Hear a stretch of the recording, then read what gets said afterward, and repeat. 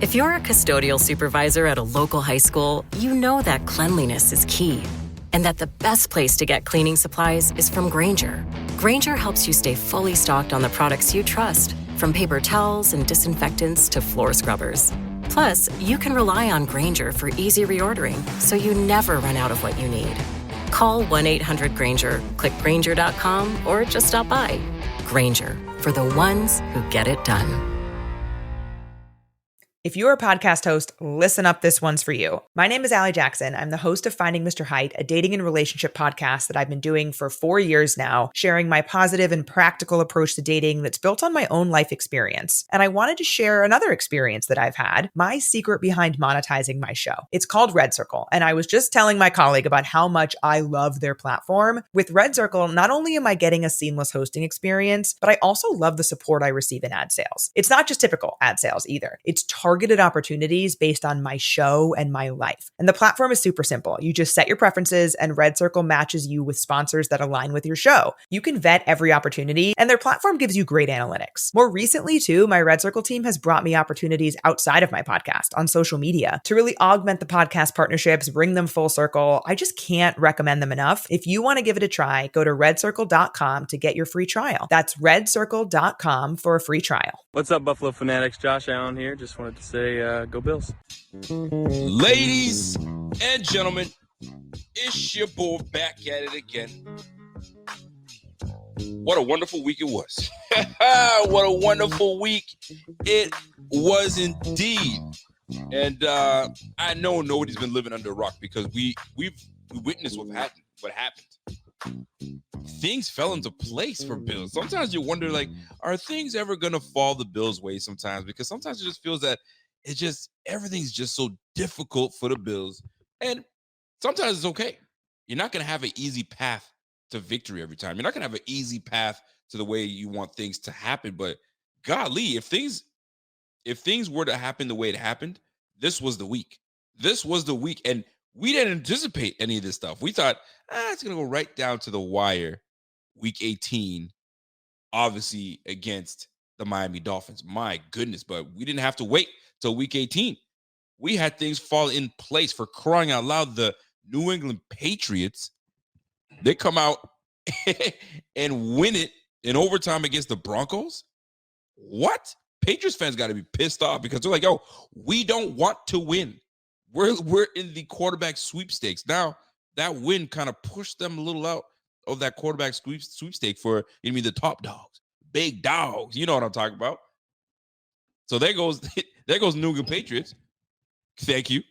I'm saying we got to say thank you along the way. We can't be selfish and think that we just did it on ourselves. No. We got a little help along the way. The Las Vegas Raiders. The Las Vegas Raiders come out and say enough is enough, verbatim from the words from the own coach's mouth. Enough's enough. Enough's enough. We've had enough of this crap. I mean, the Chiefs just come in and whoop ass and just keep going, right? They're 16-0 or 17-0 in December against their own division. Antonio Pierce said enough is enough. I ain't doing this no more, man. Jack Jones was like, you right, coach. I got your back. What does he do? Pick six, second week in a row. Let's roll. Raiders take down the Chiefs, and right now the Chiefs are in meltdown mode. And guess what? Coach, listen, Nick Wright don't want to hear you. Well, I wouldn't call it a panic, but this is the worst game we've played. Listen, fam, the writing's been on the wall. The writing's been on the wall since Tyreek left a little bit. You kind of made it work, made it happen. Guys are a year older now, Travis Kelce being one of them. And, things are a little different. Kadarius Toney just seems to just not want to focus and get his ish together. Things, it's cool. Sometimes you got to pass the torch over somebody else for now. For now. So the Raiders take down the Chiefs. Thank you very much. Where do I go? Where else am I going to go? The Ravens handle business against the 49ers. I didn't expect that to happen. I'm not gonna lie. I did not expect that to happen. Ravens took care of the business. They look good though. Give it to the Raiders. They look good. Jaguars. I told you guys, I don't think they're gonna make the playoffs. I don't think they're gonna make the playoffs, man. I said that last week. The way they've been playing and the way they squeaked by the Bills back then, it didn't look too damn impressive to me. They ain't gonna make the playoffs. So right now, it's the Bills, man. Well, look at the Miami Dolphins. Miami Dolphins squeaked out a win. All right, we see you. But it is against the fraudulent Dallas Cowboys. So y'all were part of the fraud bowl. Which one was going to be less fraudulent than the other? You guys were less fraudulent. I guess we're going to find out week 18, right? Here we go. Folks, listen. Bills right now are 9-6. If you look at the playoff picture, we're no longer in the hunt. We're firmly in the playoff picture. Wild card. Here's the best part. We have an opportunity. We absolutely have an opportunity to grab the number 2 seed. Now, I'm going to be real. Just a short few weeks ago, we were sitting here 6-6. We're like, hey, whoa, what are we doing, folks? We better get our act together, man. Coach them up. Get them together. Josh, get these boys ready. And it seems as though they've woken up the freaking, they took the cobwebs out the way and said, all right, we in this thing. 6-6 just a short few weeks ago. We were at, thank you, Cody. We're sitting at a 14% chance to make the playoffs. Now we're sitting at 89, 90%. Fam, one more win and we in. And then we can work on towards other things. But I mean, we can talk about those things in just a moment. But we've got, you know what has to happen. We got to talk about the injuries. We got to talk about players that are potentially not performing, potentially because of injuries. Could we have guys coming back shortly? How are we looking? I mean, there's only one guy I trust to kind of deliver and come through with the goods, and that's my man, the Thigh Doc. And you guys already know what it is. We're not changing anything. The music stays. The intro stays. It's sexy. And guess what? We actually get to see the man's face today. Oh, we excited, boy. Ladies and gentlemen, before we get to it, I'm going to bring my man on, the Thigh Doc, and we're going to talk about it. Let's go.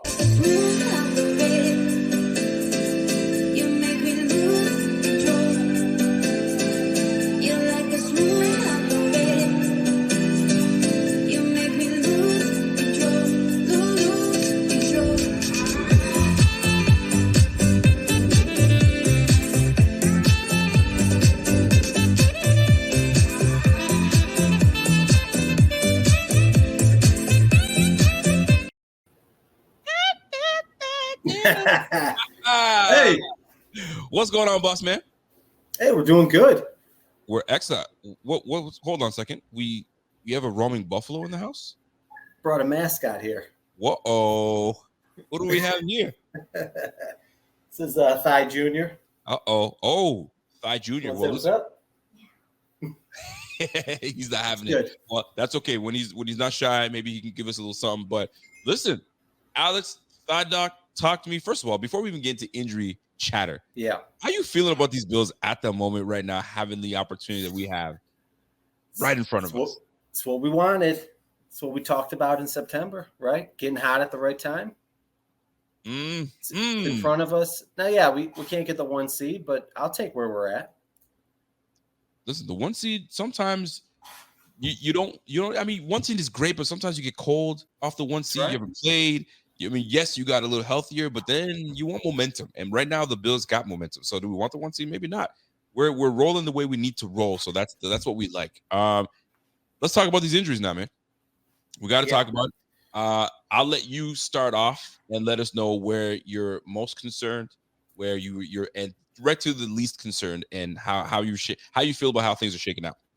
Yeah, they're shaking out good. Obviously, some guys are getting healthy.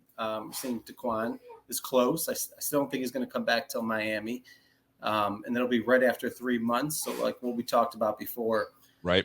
Don't expect much out of him. I know he said, he feels strong, but it's not going to be the same for him. It's going to be tough. He'll be in a harness and a limited snap count. Not sure what's going on with Kaiir Elam, right? So I don't know if the team's just like getting him some reps or if they're serious about bringing him back though. All reports were it was just like a moderate ankle sprain, not your usual lateral ankle sprain. It was more the inside one, which is like similar to a timeline like a high ankle. They're a little trickier, but still not really something you need to miss 2 months for. So I don't know if they're just they just don't need him and they just wanted to kind of just keep him around, get some practice like that. We'll see with that one. And then like within the game. So what did we see this past week? Now the Bernard one scared me, right? The linebacker there. So it was non-contact, went down. I got a little hate because I tweeted out right before the commercial break. I mean, he's grabbing his ankle back here. He was. Yep. Right. And he's going like this. Usually that means is my Achilles still there? Okay. Yeah. What's going on? He's filling it out. Yeah. So I'm like, he's grabbing his Achilles, guys. But obviously he came back in the game. He's jumping around the sideline and came back in. So his foot just got stuck. It got tweaked. I'd say a mild sprain, and he should be good to go. Who else did we see? We saw Benford, right, with the stinger. Yeah. Cool. Yeah. All right. So stingers, they're okay. Usually guys can come back within a week. But once you kind of get one, they're a little easier to get for a while. As we saw with Brock Purdy last night on Monday Night Football, right? He had a stinger 2 weeks ago. Sure did. Took a pretty benign hit there last night, and then he had to come out for it. That's not the same kind of stinger we see with Micah Hyde, though, correct? Because he had a major surgery. Yep. He had a fusion, right? So a stinger after that's usually game over. But it looks like he's serious about coming back. So he was back at practice last week. He didn't practice the week before. He's missed 2 games. I think they hold him out of the New England game because I think they know. Like best example I give you, it's like a boxer once he loses his jaw, correct? Right. So you start to get knocked out easier and easier. He's going to get those stingers easier and easier. This has got to be his last year, and just basically save him for Miami. And you're in a situation where this guy, I don't think they even know what it's going to look like. Right. He could take another little nick and he's out, or he could take a couple hits there and stay in there for a while. We'll see. The only caveat is do you want to roll into a playoff game with a guy who might get knocked out on the first hit? Because that's going to test your depth. So as a coach, as a head coach, do you shut it down? Do you shut it down and say, you know what, it's over with? Or do you leave it up to the player to tell you, I'm good, coach? So it's funny. I had interviewed Lorenzo Alexander, and he said the Bills are good about this, where they don't pressure these guys. They're different than other franchises. Okay. He was there for the Washington situation with RG3. Okay. Basically, it's the physician tells you what the deal is, and then the family and the player get to decide if they want to play. Gotcha. And it's the right way to do it. So, in my opinion, I think what's going on, right, is the guys are like, listen, the more you bang up your neck, the more you're looking at you're going to need another fusion. And then once you fuse 2 levels in your neck, it's a big deal because even with everyday life, you're going to need to get that fusion updated in like 10 to 15 years. So if you're escalating and expediting that second fusion, this guy's going to be like 40, 45 years old and looking at getting his whole neck fused. I mean, he's going to be in rough shape when he gets older. So I think that he knows it's his last year. He wants to ride or die with this season. And I don't care. Rest me, and we're going to try it again one more time. I thought he was done before, but it only makes sense. It only makes sense. I mean, rest me up as much as we can. And if it's one of those situations where it's week 18 and it's do or die and we need this, and then, you call me in, coach. But right now, it looks like we're all right. I mean, if they saw who they're playing, Chargers, you can rest.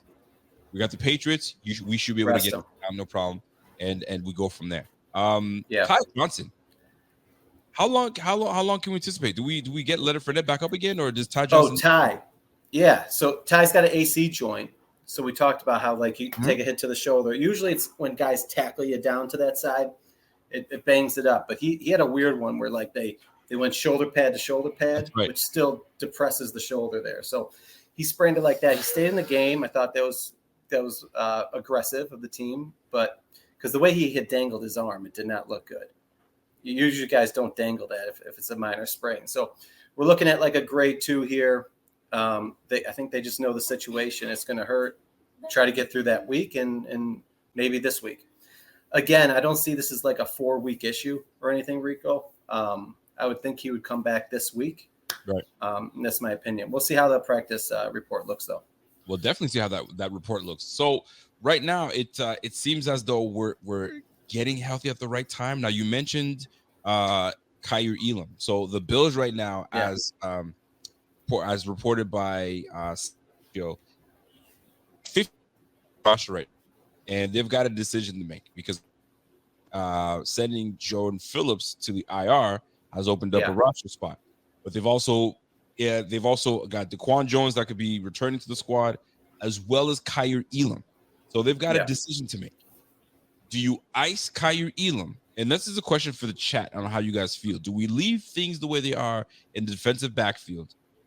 Because obviously things are all right. We got Dane Jackson, Rasul Douglas is how he pronounces it. Obviously, we got Benford. They're doing well. Cam Lewis can go in and split in and out at the cornerback spot. But I mean, it'd be nice to have a fourth corner just in case something goes down. So do you ice him and say we'll take our chances who we have, or do you bring him back in as well as DeQuan Johnson? But now you've got to make a roster decision. Who do you cut and hope for the best that they come back to the practice squad? I might put you on the spot. Or it's a great question. What would you do? I wouldn't bring DeQuan back this week. They still have an open roster spot, so just bring Kyer back this week. Yep. See what happens. Every week someone can get hurt. So if someone gets hurt, I mean that gives you the easy answer for week 18. If no one does, I don't really know who the fringe guy is at the. I can't just think off the top of my head. I would assume maybe like a depth linebacker. Maybe you're looking at like a Spectre, potentially. Or like one of those last linemen. I mean, we have had like Ifedi. He hasn't been activated. That's right. That's someone who I could see, hey, just cut. Listen, we'll put you right back on the practice squad. That'd be a good idea in my opinion. And you know what? I mean, and chances, do you want to mess with the O-line? Because anything can happen with the O-line. It's been great thus far. We've been pretty much healthy all year, and I don't want to ruin that. But it makes sense because if Kyer is healthy, you might as well, because if you don't, that means you got to just scratch him for the year and say he's on reserve and he's I'm healthy. And then say a corner gets hurt week 18. Absolutely. You're trying to roll into the playoffs and now you're scrambling. So to me, you got to make that cut, man. If I fight, he's got to be the one that falls on the sword. Poor guy he's just been on the squad just in case. It's a tough position to be in, but you don't want to give up on Kyer Elam. You don't want to give up on DeQuan Jones if you can add them to the squad, which makes the squad better. That's where we're at right now. So I find that quite interesting. We'll see how it all shakes out. But I like what you're saying. You're saying add one for now. If things materialize where we unfortunately get into an injury situation, boom, then we can add the other. But if everything stays the same, oh boy, we got a tough decision to make. And because then you'll have Kyer on there, and you're gonna have to cut bait with someone else. I doubt they would cut him to bring DeQuan back. You understand what I'm saying? So, I think now that I think of it, I think Ifedi would be the easy thing. Be like, hey, stay in the parking lot. We got you. We'll even give you like a little extra signing bonus. Get back on the practice squad. That wouldn't be a bad deal for him. He hasn't been activated all year. So, that's you got to talk to the guy though. So got to talk to the guy. Now, injuries aside, my man. Injuries aside, there's one more, Rico. Oh, talk to me now. This is a big one. So what's up with Diggs? What is up with Diggs? So I got. Listen, I'm on the very defensive end with Stephon Diggs right now. No, I don't think. I don't think this isn't like a hey, he's over 30, he sucks conversation. He has had 4 out of 5 weeks where he's been coming in under 80% snap count, and he only had 60% last week. Now I get he dinged his neck on the first play. Whose fault was it? Allen's throw. Thank you. Go on. But I get he dinged his neck, but I don't think he looked fine to me. It didn't look like he needed a 60% snap count in a tight game. So either it's actually pretty moderate of a sprain, or his new snap count is around 80%, and he's been having some issues somewhere else. So he's usually like an 85% guy. You understand? So for him I'm going to pull it up right now. Are you ready? I got it queued up. Talk to me. So he's averaging about 85%. In a high week, he's had 99%. He's had 90, 93, up to 95. Usually he dwindles between high 80s, low 90s. And then 4 out of the last 5 weeks, we've seen 80. Then he had a 92, and then a 79, a 46, and a 60. I get the 46 was extra low because it was the Cowboys game, but that's alarmingly low. And then to come in at 60 with a tight game, I get the neck sprain, but that's 4 out of 5 this month. What's going on? Just a thought. I don't know. But 2 years ago, he had to miss that 10 days in camp with his knee injury. I don't know if you remember that. He had to sit out of camp for about 10 days and going into the 2021 season. Yep. I don't know if he's got some tendonitis, stuff like that. They've given him rest days in the past. Like last year, they used to do it a lot. I don't know. What do you think? Well, there's never been like a designated history to him. I know. So okay, fine. Okay, if we're gonna talk about it, let's talk about it, right? Yeah. So, hey, they didn't put anything on Kyer early this year. I'm surprised they didn't. After he dropped that report to the Buffalo News, I don't know why they weren't like under the scrutiny from the NFL. He had a deltoid ligament sprain. He sits out for 4 games, comes back, gets torched for 2 weeks, and then a week and a half later, it's an old injury from camp, and he's on the IR. Like, it's a little sus. So I think Diggs might have something. I'm about 80% in my head thinking he does, and they're just not reporting it. And it's something chronic, like a tendonitis, something like that. And it could be something physical, or it could be, and this is a valid question, by the way. Walter comes in and valid says, I love Diggs, but give him the same criticism we give Allen when he's been lacking. Your mouth can't be bigger than your game. But here's the thing: his mouth is not big. He's a phenomenal teammate. He's not out here talking ish. He's not at all. It's the media that always makes things bigger than what they really are. Right? The man is on his own social media talking about some things that are not related to football, and people correlate it to football and say, "Oh, he's this." I'm just talking about a lyric, man. Golly, take it easy, right? So I think he knows what he's doing sometimes. I mean, listen, this is social media, man. You know how it is. I need more buzz. Let me talk about it. But let's actually talk about this, because it is something that I'm starting to see, and it's something that I get frustrated with, because you want to blame someone. It's like blaming. Listen, let's just stay with Diggs. Your lack of production, and let's be real, his production has not been the greatest. It hasn't. I'm not sure what's going on between him and the offense. And I don't want to say, well, it's because of the new offensive coordinator, but because the new offensive coordinator we have, we've been pretty efficient offensively. I mean, just as good as when Ken Dorsey was here. Difference is, and the stats are out there, they're just as good. The difference is, you got more utilization out of their RB. Now, correct. Does that take away from what Diggs does well? I'm not sure, but I'm gonna just put it this way: the one thing that I do see is Diggs. Everybody's talking about separation. He's not getting enough separation. Are you kidding me? One of the best route runners in the game not getting separation? That's what they do.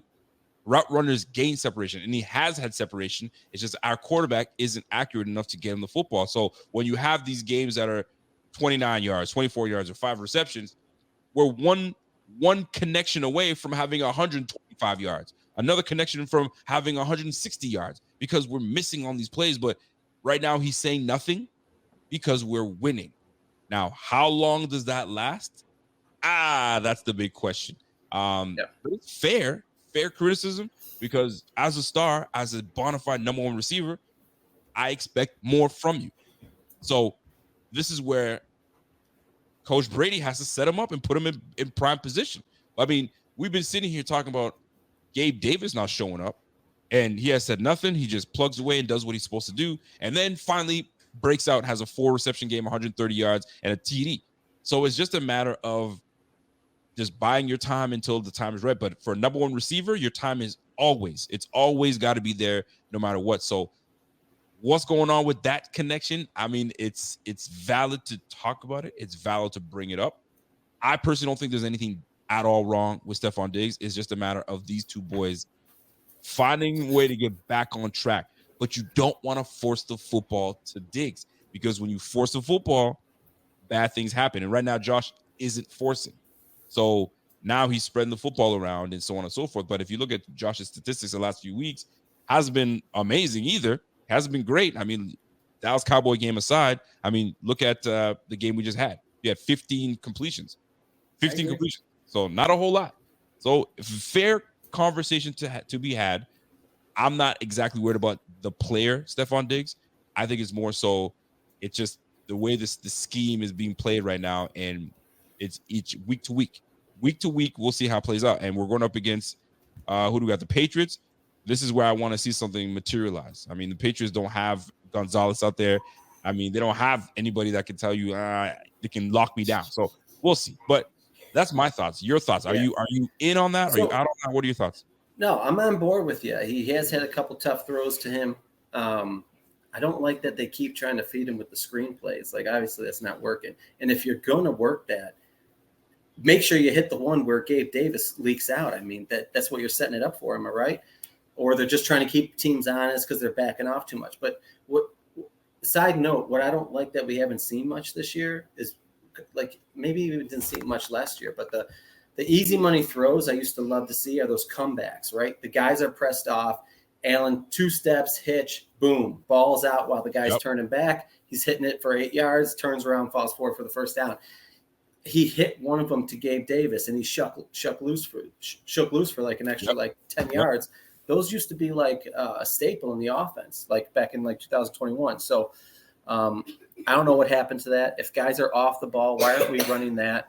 I don't know. But where I'm coming from is, listen, I do the injury stuff. I watch football. I love football. I kind of know football. I would think so. But I'm not like an offensive guy. I don't see the routes being run and the separation. I don't look into that. But I do see the snap counts dipping. And I do watch the game, and they're like, hey, Diggs isn't out there on 3rd down. So to me, that's like, what's up? And in my opinion, I think he might be nursing something. So I'm not trying to sound the alarm. It's something that's obviously not bad enough to put him on the injury list right now, but he might show up for a neck this week. That'd be a nice cover for that, but I don't know. What if his knee's like irritable and that's part of what's going to happen. And then you guys are saying he's not getting separation. We find out, oh yeah, his knee wasn't right for the second half of the year. So we'll see. I guess we'll see. I mean, listen, if you withhold these things, I mean, the NFL come down on you and fine you. So, maybe it's something, maybe it's nothing. But the something that we do see is his production, and in terms of statistical production, it's not on par with what he normally does. So, but that, I mean, that's neither here nor there. We're gonna let it play out. And every week is week to week. I mean, scheme to scheme and game plan to game plan. So we'll see how that all plays out. Last but not least, how was your Christmas? And how was Christmas for the little man? Christmas was good. Did we have a good Christmas? Yeah. Well, I'm on. He can't hear you talking, but all is good. I figured that. He scored the Death Star Lego Santa brought this year. Well, there you go. I mean, listen. He's a good boy. Very rare. Very rare. Well, I appreciate you, man. Listen, I know this is your time with your son, so much love for you coming on camera. No school tomorrow. That's what the special night. There you have it. Yeah, he's got the week off. There you go, man. Well, listen, man. Appreciate the love. I don't know if you have anything in you, or you're just gonna, sign off like you normally do. No, I got something in me. Oh, you do? He knows the deal. Listen, Junior. Hey, if you got some, this is your opportunity. You ready to let it shine, baby? Let's go.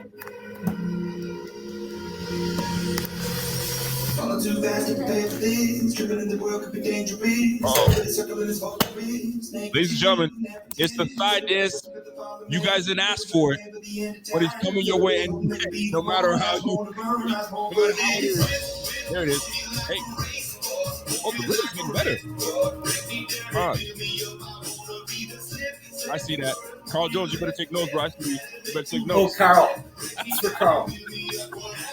Ladies and gentlemen, my guy, the Thigh Doc, doing his thing. Salute to you, and we'll see you next week. Look at his son. His son's like, oh, there goes my dad. Hey, there goes my dad. Hey. All right, my man. We'll talk to you. We'll see you. Peace. He said go Bills, by the way. He said go Bills at the end. But yeah, that's my guy. Andrew's like, please, no mass, no more. I don't want any more thigh. I get you, bro. But I gotta let my guy shine, man. I gotta let him shine, man. That's his time. He's been off camera for some time now, so it was his moment. So you gotta let the boys play. You gotta let the boys go, man. Buy stocks is them quads, boy. My man's looking at them quads. Listen, man, that's why you gotta stay in the gym and not shy away from leg day. I know leg day sometimes it be hurting. I see a lot of guys top heavy. All up here. You know what I'm saying? And then when they wear shorts, you're like, what? Them toothpicks? Boy, what you gonna do with that? What you gonna do with that? But anyway, that's neither here nor there. We appreciate the Thigh Doc. He came in and gave us some good insight. I have not really, given it some thought that Diggs could be nursing something. I don't know, man. I listen, I don't know. But one thing I do know is that I don't like the production that he's been they've been showcasing. I don't like it. I need Diggs in that 7 to 10 reception role. You know what I'm saying? At least 10 targets a game. That's what a number one receiver should be getting. 10 targets a game. And I need more connect screen. I want to set something, get your receiver warmed up. So he's used to catching the football. Okay, let's go. Let's get going. But it just hasn't been clicking the way we need it to click. But when you need him to show up, he shows up. Third down, we need that thing to keep going. Here comes Diggs. Here comes Allen. Connection. Let's keep moving. So when you need him to show up, he shows up. I just want this sexiness. I want sexy Josh and sexy Diggs back at it again. Right now, it hasn't been so sexy. But sometimes other people got to shine.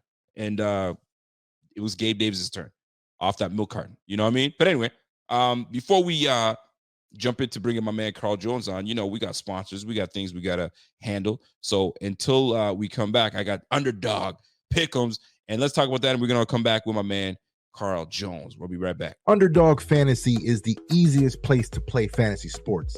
It's also the fastest growing fantasy app in the industry. In the Pick'em game, you can pick whether your favorite players will have a higher or lower stat total in that week's game for a chance to win big. And as you already know, I'm going Josh Allen higher in yards every single week. So sign up today with promo code Buffalo Fanatics and get your first deposit doubled up to $100. Visit UnderdogFantasy.com or find them in the App Store. And don't forget to register with promo code Buffalo Fanatics to get your first deposit doubled up to $100. Ladies and gentlemen, my guy is back with us, back fresh from Christmas. I don't know if Santa Claus was good to you, if you were more the giver than the receiver. What's going on, man? How was Christmas for you, brother? It was good, man. Appreciate you having me on again. Once again, thank you, blessed for that. But it was smooth though. I'm a simple dude, able to kick it with my girlfriend's family a little bit because I'm from Cleveland. Wasn't able to get off and go back to the crib, but it's all love, man. I'm thankful just to be here another day, and that's all Santa gave me, and that's all I really asked for. Listen, man, I'm with you, man. Listen, I got enough energy that I can use my legs and walk around. I can breathe. You know what I'm saying? I don't need nothing. I told my kids, I told my wife, listen, do not get me a thing. I'm a grown ass man. First of all, if I want to get myself something, I'm gonna get myself something. You know what I mean? Christmas for me is every day. Okay, we don't gotta cram that thing into one day, man. It's for the children. Let's go, man. But I appreciate you coming on. Obviously, that's love. Always, it's always gonna be that way. We're gonna get right into the nitty gritty. I need to get right into the nitty gritty. Josh Allen MVP. Are we here for it? Is Josh Allen? Is he ready for MVP? Is he primed for MVP? Is he deserving of MVP? Because there's a lot of conversation out there that people are debating if he's even part of that conversation, because two things stand out.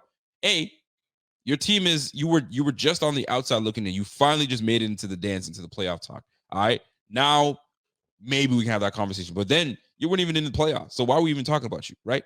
Only winners get the consideration for MVP. Right now, he is winning. That's number one. Number two, you got too many turnovers, bro. Your turnovers are killing your chances. What you mean? Like, how are we going to give you MVP when you got damn near 15 interceptions? Stop it. We're not giving that to you. 18 turnovers altogether. We're not going to do that. So to you, I pass this along. Your MVP, it seems that the conversation seems to be swaying back and forth. Do you need to be part of a winning squad? Do you have to have statistics only? Where is it that you define your MVP? To you, what do you think? For me, it's always a combination of a little bit of everything. Like, it's not necessary. I'm never really a statistics guy. I'm never really I'm solely caring about winning. Like, for me, I'm a big college football guy, as you know. And this year, the Heisman Trophy winner just had the best statistics. He wasn't on the winning team. I think that LSU had 3 or 4 losses. Yep. But the statistics were so great that you had to give it to Jaden Daniels. And other years, I'm like, look, the team is so good that you want to give it to the best player on the best team. So I think it's a year-to-year thing. In terms of this year for the MVP, for me personally, I'm kind of torn. Like, you can give it to Christian McCaffrey, you can give it to Lamar Jackson, you can give it to Tyreek Hill or Josh Allen. Yep. For me, I just don't like how the conversation gets kind of framed sometimes, because it tears players down instead of uplifting them and just making them just the great players that they are. Right. Like, for every player who says Josh Allen is deserving, I'm hearing And when saying that Josh Allen has 40 touchdowns and he's having a phenomenal year, that they rely on him so much, I'm hearing some people say, well, Lamar Jackson only has 20 touchdowns. He's not good. He doesn't have X amount of yards. When it's like, well, hey, buddy, like in the same way that they use Josh Allen on the goal line as the battering ram to get those extra yards, Gus Edwards has 11 touchdowns, and I believe 9 of them come from within 2 yards. So like two different stylistic things and how both offenses approach things. Josh Allen is a phenomenal talent. I'm not taking anything away from him, but how we frame this conversation always baffles my mind, because it's like, why can't all these players be good and we just uplift these dudes? Because I'm of the belief, like, hey, I love watching Christian McCaffrey ball. Watching him yesterday was dope. Like going against a Ravens team that it sounded like fall camp out there. It sounded like first day of football pass. Let's put them boys on, like rah-rah. And he was giving it to them boys. Same thing with Lamar giving it back to us 49ers defense that's violence as hell. And then also what Josh Allen did against the Eagles. I mean, I know they lost, but I mean, that probably was the best single-handed performance we've seen all year out of a quarterback. So if I had to vote today and cop out and give you an answer that you're looking for, I would probably give it to Lamar Jackson. But it wouldn't be like, oh, I'm stamping this. This is how I feel. Like if you said someone else, I'd be like, cool. Like it's not something that I really feel strongly about. Listen, I'm a Lamar Jackson fan, so I'm with you, and I like that. But then when you look at this, and it has to be, you have to look at statistics, because the last time Lamar Jackson won the MVP, he had 36 touchdowns, right? Very little interceptions. He was MVP, unanimous MVP. He was killing it. So when you look at the statistic, you're like, how are you going to give that to MVP? Like most valuable player. Like I'm talking in all of NFL. But then are you like valuable to your team? Absolutely, he's valuable to his team. But so is Josh Allen. And then when you look at Josh Allen, you're like, hold on now. My man's got 40 plus touchdowns and there's 2 games left to go. How do you avoid giving him the touchdown? The MVP if he hits you with 3 touchdowns next game, 4 touchdowns the next. You know what I'm saying? So now you're sitting at 4, just damn near shy of 50, and you're gonna bypass him. I mean, if you look back at it, Brett Favre is known as the gunslinger, and he's going to hit a lot, but he's going to miss a lot. So in 96, he had 13 interceptions, and that's just interceptions. I'm not talking about fumbles because I didn't even look into all that. 95, he got back-to-back MVPs. He had 13 interceptions that year. You know what I'm saying? And Mahomes, when he won the MVP in 2022, he had 12 interceptions. So you're gonna give the ball up when you're rolling. But here's the big difference, though. In 96, when Brett Favre threw 13 interceptions, he also had 39 touchdown passes and just shy of 4,000 yards. And back then, when you were just shy of 4,000 yards, that's big. That's big time. Now, 4,000 yards, you can throw that, you know what I mean, by right now. I mean, everybody's on the fringe of that. But here's the thing, and you're right. You don't want to disparage one, put one down when he's in the conversation to be one of the best, but you're going to put him down. But it comes down to your statistics. We look at what have you done this year? How great is it? And Josh Allen has a chance to not only he has already broken a record with 11 straight games of a touchdown and a pass at the same time. So it's hard not to have him in that conversation, especially if he wins out. And you know what? This conversation is not the only one. We're not the only ones having it. Guess who else was having it and had to really, I mean, I don't know if it hurt him talk about it, but it doesn't seem like anything hurts this guy. Our guy, Mr. Aaron Rodgers, had something to say about this MVP. Brock, Dak, Tyreek, and Jalen. Yeah, so it's basically Tyreek, who's leading the league by a couple hundred yards at receiver, and CMC, who I believe is a couple hundred yards up as well. Correct me if I'm wrong here, but I think both those guys deserve a lot of consideration. The other guy, you know, and I saw some stats, and I know Josh has had turnovers this year, but the guy has 40 combined touchdowns again in 4 straight years. And the team has been, they won 4 straight, I believe. And 3 of those were pretty damn good opponents, playoff teams. If they finish the last 2 and win out, and if Miami loses their next one, the week 18 is going to be for the division. So Bills would be 11-6 then. Ooh. Pretty good. Pretty good record. And yeah. I think it looks a little bit more appetizing. Mm-hmm. You know what I mean? Well, what if Josh has 8 touchdowns the last 2 weeks and finishes with 48 combined touchdowns? How do you not put him in the conversation? How do you not put him in the conversation? So fair conversations we had. That's why there's 2 weeks left in the NFL season, and a lot of things are going to play out. You might have CMC come out and put a 40-yard rushing dud. Can't happen. It's not going to happen because of who they play next week. I think it's a bum team, but those are conversations that are to be had. And then you said CMC, and I have tremendous respect for the running back position. You guys know that already. But he's got 1,300 yards right now. Let's just say he rushed for another 100 next week and another 100. You're sitting here 1,600 yards. To me, that's a very good year. But MVP. Well, then the conversation with CMC was so unique.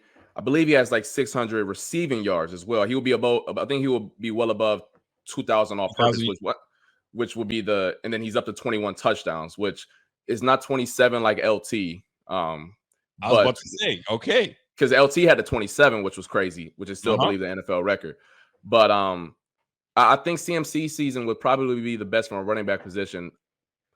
I don't know Henry's off the top of my head, so I don't want to be disrespectful there, but probably since AP, if we're going to be honest.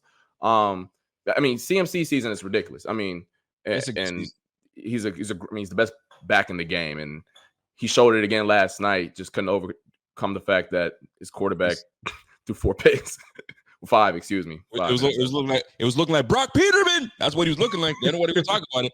You know what I mean? He was on pace to look like Nate Peterman. I'm just saying. Go ahead. Yeah, no. So I mean, yeah, it's a fascinating conversation, and look, Josh will have a prime opportunity in Week 18. If it's for the division, he's dominated the Dolphins throughout his entire career. He does that against the Dolphins defense, which has been playing really well over the past 7 or 8 games since Ramsey has come back. He goes against them, balls out like he normally does.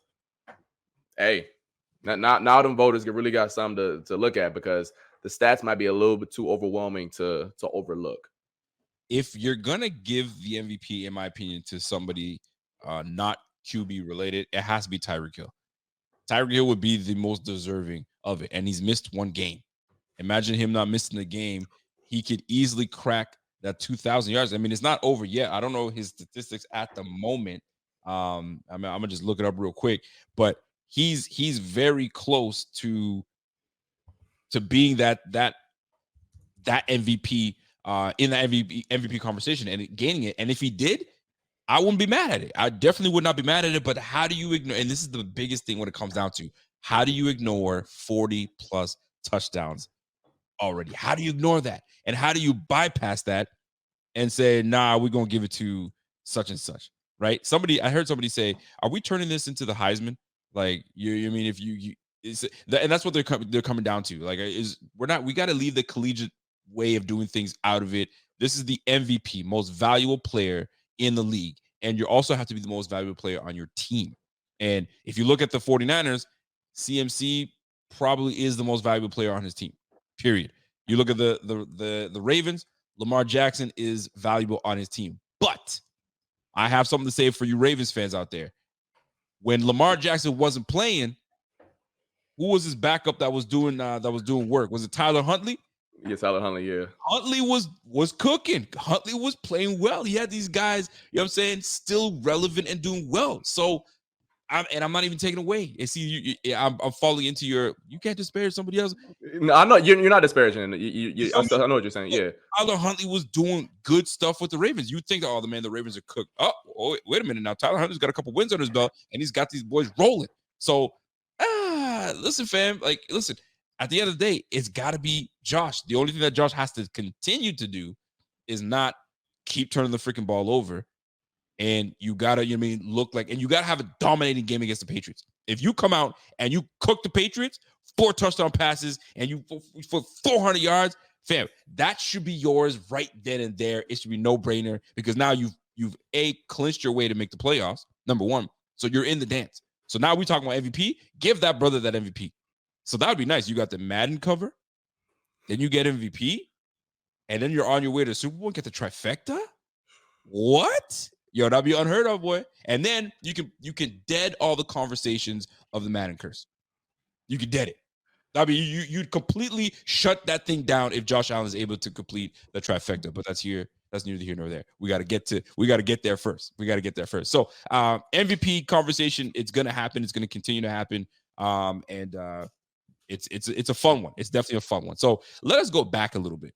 Let's go back to the game against the Chargers, because those Chargers had us sweating a little bit. I mean, I played a clip last week. So when Pinky was like, "Ooh, those brothers had me scared, boy." I wasn't sure how to feel about that. And I'm gonna tell you, it really did feel that these guys were extra motivated. I don't know if you've ever been in this position where somebody gets let go or somebody gets fired, and now you have so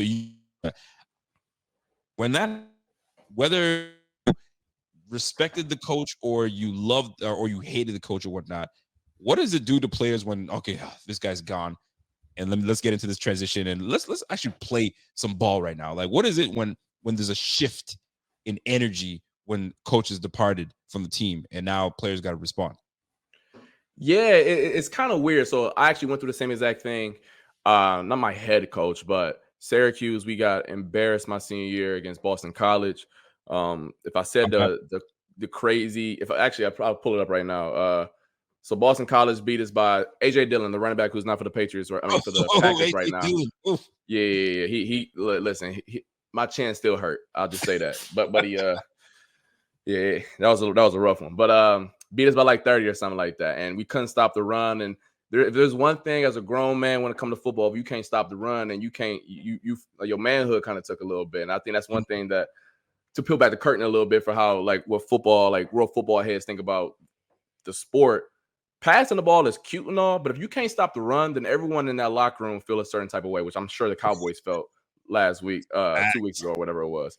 But we couldn't stop the run. We fired our defensive coordinator, and that whole week we were. I don't want to say, yeah, AJ got me, bro. My man, the real one. Yeah, it was actually. I'm gonna have to find the page and find that. It's public. Hey, look. Ran over by court. I don't know if it's gonna have something like that, but I'm gonna try to find the clip. Yeah, it was 2019. If y'all want to go look that up, but yeah, I was in the A gap at my safety position. I was right behind the ref. Moved the ref out the way. Didn't matter. I'm flat-footed. AJ Dillon 250. I'm a $190, and y'all can probably just vision how that went down. But Lamar Jackson got me too. Yeah, it wasn't pretty with him either. But regardless, yeah, Lamar got me. Yeah, my first ever collegiate start was against Lamar. He ran you over? No. He made me look stupid though. It was like it wasn't you in the high school. No, he did not jump over me. No. I was the corner on the other side of the field. I wasn't. No. He did not jump over me. I was on the other side of the field. Lamar did not jump over me. But when you lose a coach though, you kind of come together a little bit, because this is like, you like that coach whether you don't or you're not, but you don't ever want to feel responsible for someone losing their job, because that's how they put food on the table. That's how they provide for their family. Brandon Staley, I'm sure his family, kids, cousins have all been around that facility, so you learn to grow a connection with them. And he's not the only one that gets fired. That wife is no longer allowed in the building. Those kids aren't no longer around, and you feel kind of responsible for that. So it happened with us. I believe the next week we kicked the hell out of Duke. I know they're not nothing crazy, but we wasn't supposed to be beating Duke like that, right? So I'm sure the Chargers felt the same exact type of way. You don't want to get embarrassed as a grown man, especially in the sport of football where you're legally allowed to assault somebody. So I'm sure that was was a lot of what the Chargers had going on Saturday night. It certainly is, man. So when you have that, it certainly does change the atmosphere. It does do those type of things. So and that's why I had to ask you on how you felt about that. So now this Chargers game, you had these guys come in and play hard for Coach Griff. I think that's the name of Coach Griff. And you had Easton Stick. He's been in the game 5 years, and these boys. They had no not that they didn't know anything about him, but I don't know what we expected. I mean, this brother's not a guy that plays. I mean, we got to go back to college game to see how he plays and so on and so forth. So you can understand. I'm not trying to give excuses, but you can kind of understand where the defense is kind of like, okay, how are we going to play this? Okay, we'll play zone, and he hasn't played in a long time. He was torching the zone. He was eating it up. He was like, no, I got you. That's the experience in a veteran guy that's been in the game 5 years that sat behind freaking Phillip Rivers, for crying out loud. So you've been here long enough. You know what I mean? So it's one of those situations where you're like, okay, this guy's a veteran. He will find ways. And then we had to make some adjustments. And then, we took over. But that Chargers game, though, did it have you kind of feeling some type of way like, yo, are these Bills about to squander their opportunity against the Chargers? All right, I'll answer that in two parts. Yeah. Did I think that there was a chance they could have lost? Yeah, the way the Bills season's gone and how unlucky they've been. Yeah, kind of with Tyler Bass, would they fumble the snap on a game-winning kick or something like that? Those type of thoughts come to my head, right? But do I think it's some ringing indictment on the team? Not really, for like the reasons I laid down earlier. When you have a team that got embarrassed the week prior, lost their coach at home, no film on the. I mean, I don't know how many times they probably prepare for an Easton Stick QB power, but I know damn well it wasn't more than once. Like, let's be honest here. White Mike Vick, running on course. Yeah, so like I don't know how often they prepare for that. The only thing taken from that game that's more of an alarming trend that I'm taking away from it is the Diggs lack of production, lack of connection, continuity. That's the only thing, because that's been an issue dating back to when Brady has initially took over. So that's honestly the only grand scheme takeaway that I'm taking from the game on the negative side. On a positive side, Ed Oliver is still really good at football, if y'all didn't know. The offensive line can hold they're one of the better units in the league. So I'm not really all too worried. It's one of those games, right? But the Diggs thing is something I'm definitely a little concerned about.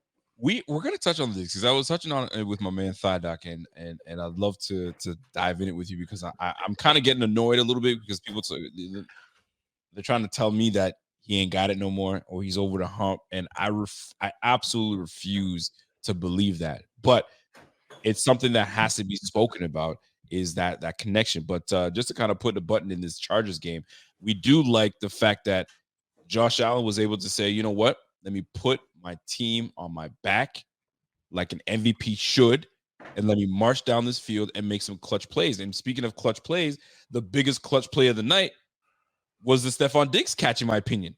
That Stephon Diggs on third down was a big one. That gives momentum. All right, let's keep rolling. First down, let's roll. And then obviously Josh Allen on the back foot, all out blitz from the Chargers, and hits hits Khalil Shakir.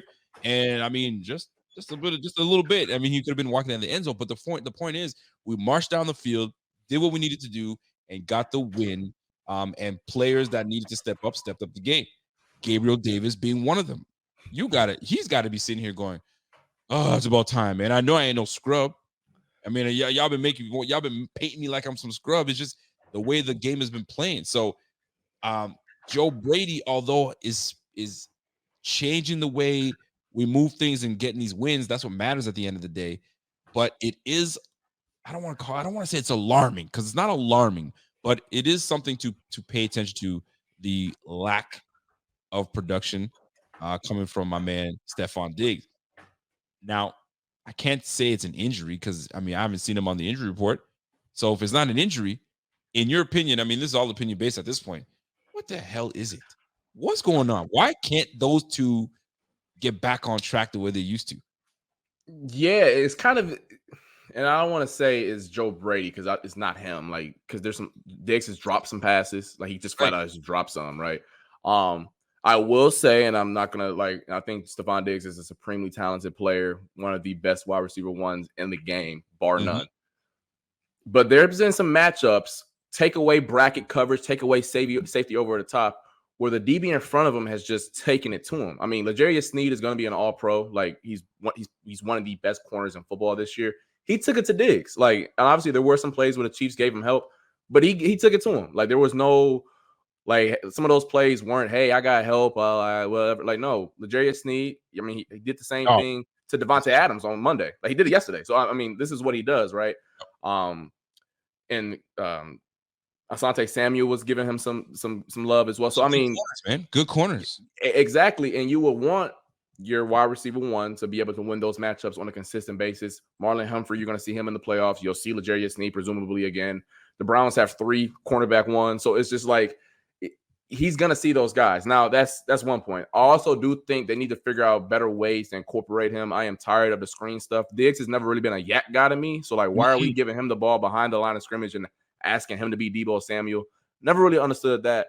So I do think they need to find ways, never force feed him, but to natural progressions for him to get the ball and use his skill set in a better way, because some of it is the defense they're going against. I mean, look, these dudes are going to be all pros. Trent McDuffie is going to be an all pro at the nickel spot for the Chiefs this year. But what are some other ways that we can help them out a little bit? Well, I'll tell you the other ways we can help them out. Other guys got to step up. Other guys have to step up. Kincaid, I need you to step up. I don't give a damn if you a rookie or not. Like, the last few weeks, you haven't been, as productive as we'd like you to be. I mean, let's keep it a buck here.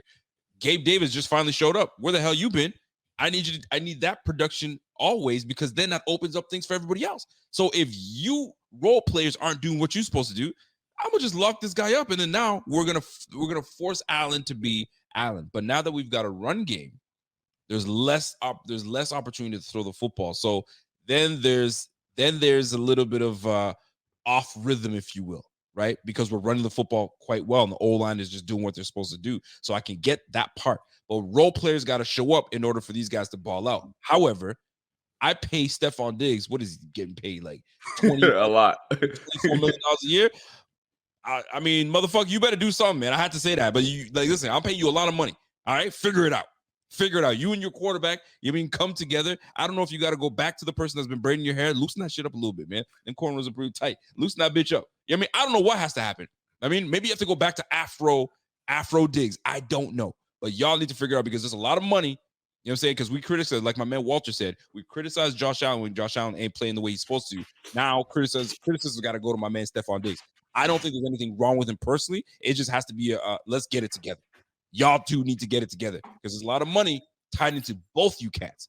And people talking about, oh, maybe we should trade this. Nah, man, there's too much money in that, man. There's too much money. They ain't about to move his ass. And we need something to keep going, because this lack of production, if this bleeds into the playoffs and we're one and done, bro, the conversation is going to be loud. Buffalo Fanatics, what's going on? This is Pierre the Kingpin, and I wanted to talk to you today about Cigars International, which is the ultimate destination for premium homemade cigars. Known as the industry leader, Cigars International offers the largest selection, unbeatable prices, and a customer service experience that's second to none.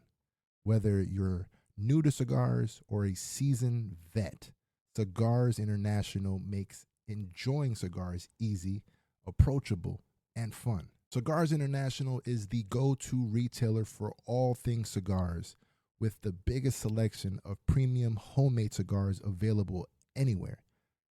Cigars International offers unbeatable deals and discounts, making it easy to stock up on your favorite or try something new without breaking the bank. With fast free shipping and their 100% satisfaction guarantee, you can shop with confidence knowing that Cigars International stands behind every order. They have good relationship with vendors that helps provide great low prices. Whether you're new to cigars or a seasoned pro, Cigars International makes it easy to find the right cigar with helpful guides, staff reviews, and expert advice. It's not just about cigars. Cigars International also offers a wide range of accessories and more to elevate your smoking experience. Check out the great deals every day at cigarsinternational.com. That's cigars, CIGARS, international.com. Use code FANATICS at checkout for 20% off your order of $50 or more, plus free shipping. Or visit www.cigarsinternational.com/fanatics, and the discount will automatically apply. Again, use code FANATICS at checkout for 20% off your order of $50 or more, plus free shipping. Or visit www.cigarsinternational.com/fanatics, and the discount will automatically apply. If you're a maintenance supervisor at a manufacturing facility and your machinery isn't working right, Grainger knows you need to understand what's wrong as soon as possible. So when a conveyor motor falters, Grainger offers diagnostic tools like calibration kits and multimeters to help you identify and fix the problem. With Grainger, you can be confident you have everything you need to keep your facility running smoothly. Call 1-800-GRAINGER, click Grainger.com, or just stop by. Grainger, for the ones who get it done. All off season, or it's just a matter of get rid of Diggs and bring me somebody else that can not get rid of Diggs, get rid of Davis and bring me somebody in the draft that is going to now help this offense not be so dependent on receiver one to make something happen. So but definitely something that has to be talked about. I mean, we came back onto the Diggs situation, but we talked about the Chargers. But anyways, good win against the Chargers, tough one. I think it was a win that we needed. I think it was one of those that tested us. And one thing I do like about what happened in that game. And I mean, I guess we might as well just get right into it, Rogue. The good, the bad, the ugly. You might as well get right into it, baby. We got to. I'll say one thing. The good thing that one thing I really liked in this game, and right off the bat, was McDermott saying, "Timeout. Hold on, everybody, bring your asses in here right now." Huddles the whole defense up and starts giving the pep talk. This is what needs to happen. Yo, watch for this. This is what they're gonna try to do, and and defense got the job done in the end. They got the job done in the end. They looked a little shaky at the beginning, but they got the job done in the end. So I love the communication from head coach McDermott. Tells me, A, he's learned something, a thing or two, about just sitting there and expecting your players to know what they're supposed to do. Because sometimes under the bright lights, players are like, shit, I'm on a corner, I'm on an island by myself. I forgot my responsibilities. Sometimes you gotta, hey, bring it in. All right, everybody know what they're supposed to do? All right, you got this? Get out there. That's leadership from a head coach that you want, right? That's nothing better than when you get a coach that brings you in and says, okay, everybody tighten up here. This is what we got to do. Timeout. This is what they expect this. Safeties, you guys know what you do. Ed Oliver, finish this game for us. Let's go. Ready? Woo! I got myself pumped up right now, right? So this is the shit I'm talking about. So to me, McDermott's ability to time out, call everybody in, and not just sit there clapping his hands and making sure, okay, you guys got this from the sideline. And then all of a sudden, when a blunder happens, he's like, oh, I got to go and face the music again. Nah, bro. Talk to your guys right this second and let's keep rolling. So to me, that was the good that I loved in that game. I mean, there's many other goods, but that good stood out to me. What say you, sir? For me, it's going to be Ed Oliver. And I've talked about this all year on the various variety of platforms. In the games, it's more players versus plays. Like, yeah, the first 58 minutes of the game, plays can really get you through some of those things. Coaches can scheme guys up, put them in good situations to succeed. However, 2-minute situations, crunch time, I got film on you. You got film on me. Ain't so many different ways you're gonna run power. But so many different ways you're gonna run 4 verticals, right? Yep. My guy against yours. And I've felt like this for a very long time, that the Bills really didn't have that ace in their hole that can, on the defensive side of the ball, that can say, hey, damn the call, I'm about to go win this game. Like, and that's why they went and got Von Miller 2 summers ago to go be that ace, right? But Ed Oliver has developed into that guy, and he showed up when they needed him most Saturday.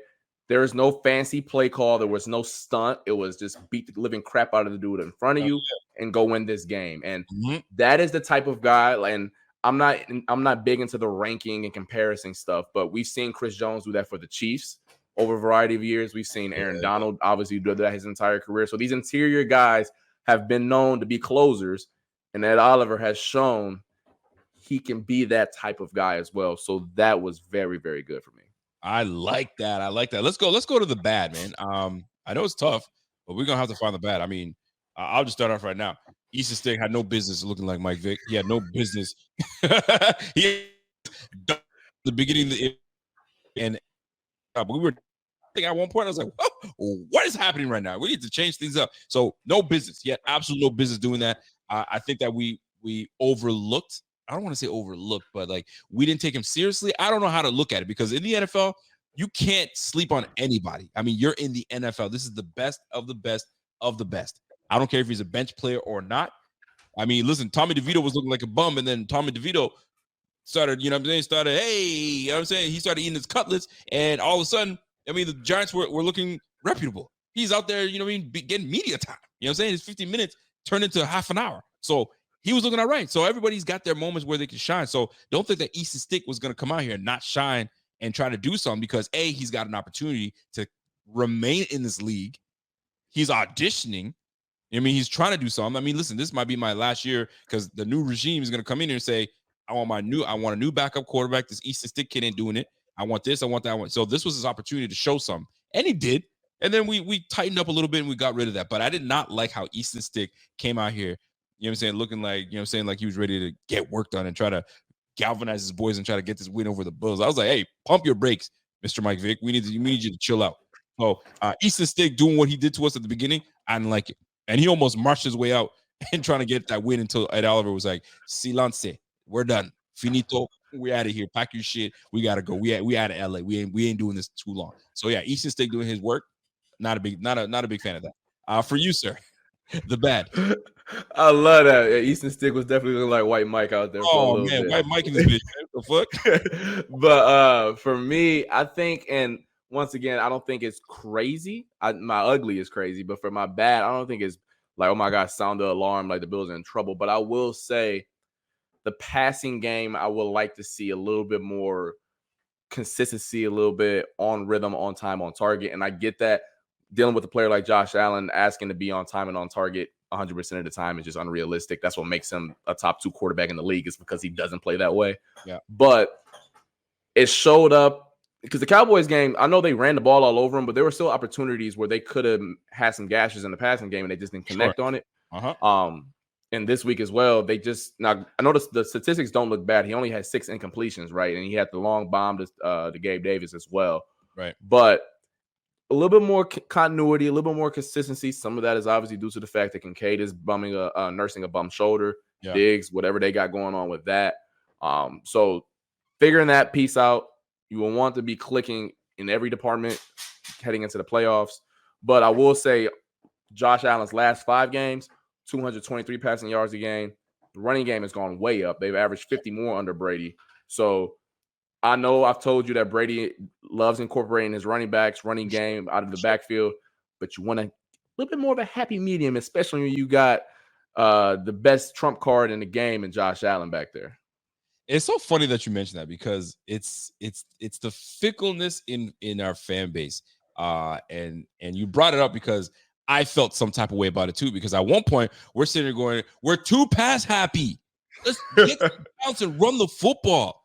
And then we're a little more balanced and running the football. We're like, well, I mean, this is the NFL, and today's NFL, we pass the football. Enough of this running game nonsense, right? And I'm paraphrasing here, but like Joe Brady has found a way to be balanced. We may not get 400 yards, and this is what and these are the same things we were saying, not you and I, but just general talk that was happening.